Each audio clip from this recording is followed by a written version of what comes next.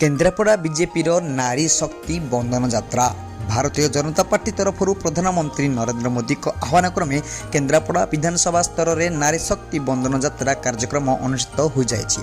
BJP महिला मोर्चा जिला सभानेत्री प्रियदर्शिनी नंदक नेतृत्व में स्थानीय तीन मुहाणी स्थित राम मंदिर ठारू पुराना बस स्टाण्ड पर्यंत आयोजित महिला पदयात्रा कार्यक्रम में राज्य कार्यकारिणी सदस्य कल्पना मल्लिक, जिला उपसभापति अभिमन्यु गोछायत, साधारण संपादक उपनी कुमार राउत, संपादिका मनीषा पंडा, विजय मल्लिक, महिला मोर्चा उपसभानेत्री वंदना राणी राउतराय, साधारण संपादिका झिल्ली दास, नमिता बल, सरस्वती बेहेरा, सस्मिता साहू, निहारिका नायक, नगर सभापति प्रमोद महांती, निहार रंजन महांती प्रमुख जोगदे मोदी सरकार द्वारा महिला मानक पई जोगाई दिया जाउथिबा विभिन्न जुगान्तकारी जनमंगलकारी योजना संपर्क में करपत्रक बंटन करने सह लोकमानकु सचेतनता कराइथिले।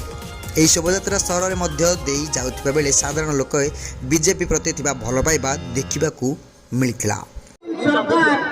आमे आज मु डॉक्टर कल्पना मल्लिक आमे आज नारी शक्ति बंधन कार्यक्रम केन्द्रापड़ा निर्वाचन मंडली रे आमे करिलु।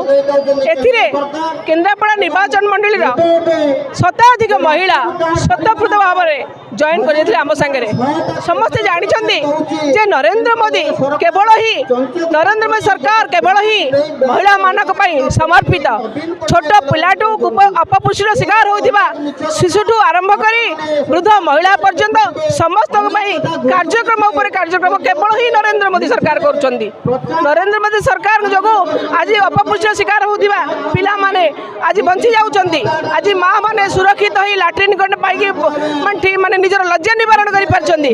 आज आपण मान देखिबे गोटे गरीब घर छातटिए से पाई परिछि। आज बेटी बचाओ बेटी पढ़ाओ योजना करी सेथिरे झियो मानकु से सुरक्षित कर पारछंती। कन्या संतान कन्या भ्रूण को सुरक्षा दे पारछंती। ट्रिपल तलाक बिल आनी मुस्लिम महिला मानकु मध्य सुरक्षा दे पारछंती। तो एबे जो बजट हमर पास कराला बजट रे नरेंद्र मोदी कहले ज्ञान से ज्ञान देछंती गरीब नारी अन्नदाता एवं यूथ यही चारि वर्गर लोक केवल ही से माने फोकस कर चारि वर्गर लोक जदि ठीक ढंग से आगू बढ़ी पारे से जदि अपपुष्ट शिकार हेबेनि से सुरक्षित रे से सशक्त रे तेज गोटे सशक्त भारत वर्षर गोटे परिकल्पना करा जाई पारे। अभिमन्यु गोछा जिला उपसभापति भारतीय जनता पार्टी केन्द्रापड़ा प्रधानमंत्री नरेंद्र मोदी आह्वान क्रमे सारा भारत वर्ष में नारी शक्ति बंधन कार्यक्रम अनुष्ठित होउची।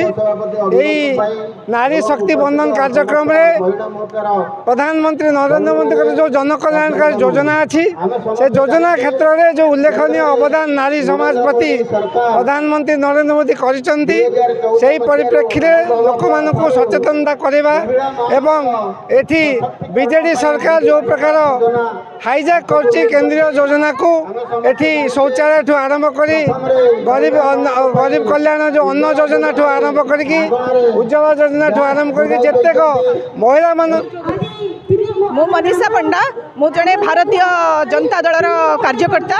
आज आमर नारी शक्ति बंधन कार्यक्रम उपलक्षे आम केन्द्रापड़ा जिले में आज आम समस्ते ये एकत्रित होइछु। आमर राम मंदिर पाखु आरंभ होइछि बर्तमान आमर समस्त नारी मानकर सबु संगठित करिकि आमे नारी मानकर उन्नति पई यशस्वी प्रधानमंत्री जहाँ चिंता करिसेंती ताहा आमे नारी मानकु समस्त को एकाठी करी सेठी बुझाउछु। आमर यशस्वी प्रधानमंत्री नारी मानक पई लाडली योजना तथा नारी मानक सुरक्षा विभिन्न योजना अनुसार नारी मानक सुरक्षित करिसेंती।